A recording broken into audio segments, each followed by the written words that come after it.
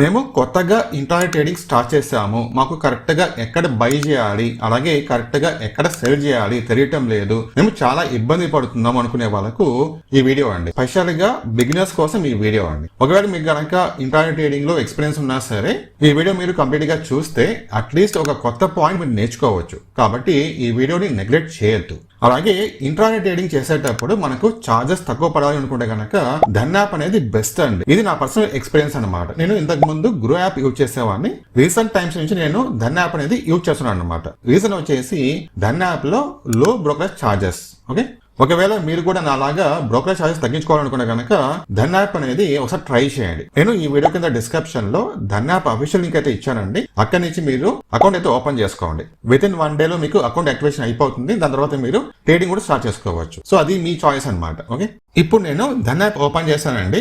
ఈ వీడియోలో నేను ఏదైతే మీకు స్ట్రాటజీ చెప్తానో ఈ స్ట్రాటజీ స్టాక్స్ కానీ లేకపోతే కనుక నిఫ్టీకి కానీ లేకపోతే కనుక బ్యాంక్ నిఫ్టీకి కానీ అన్నిటికీ వర్కౌట్ అవుతుంది. మీరు ట్రై చేసుకోవచ్చు. సో ఫస్ట్ మనము స్టాక్స్ చూద్దామండి. ఓకే, సో పైన ఇక్కడ చూడండి స్టాక్స్ ఆప్షన్ ఉంది కదా, దీనిపై ట్యాప్ చేసుకోండి. ట్యాప్ చేసుకొని ఇక్కడ నుంచి నేను ఒక స్టాక్ పికప్ చేస్తానండి. ఇది ఓన్లీ ఎడ్యుకేషన్ పర్పస్ కోసం మాత్రమే అనమాట.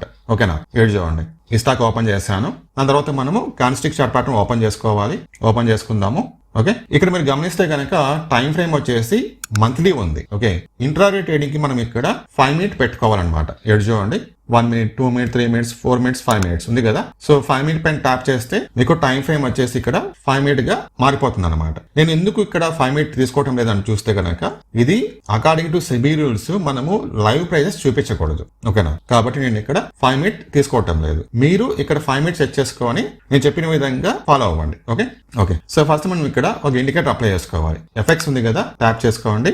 ఇక్కడ మనము సూపర్ ట్రెండ్ వచ్చింది కదా, super trend first one tap చేయండి. ఆటోమేటిక్ గా అప్లై అయిపోతుంది. ఓకే, ఇక్కడ చూడండి ఇది సూపర్ ట్రెండ్ ఇండికేటర్ అనమాట. ఇక్కడ చూడండి రెడ్ గా ఉంది అలాగే గ్రీన్ గా ఉంది. సో గ్రీన్ మీనింగ్ వచ్చేసి బయింగ్ జరుగుతుందని చెప్పేసి, రెడ్ మీనింగ్ వచ్చేసి సెల్లింగ్ జరుగుతుందని చెప్పేసి మీనింగ్. ఓకేనా, సో ఇక్కడ మనకు సూపర్ 10-3 ఆ సెట్టింగ్స్ సేమ్ అనమాట.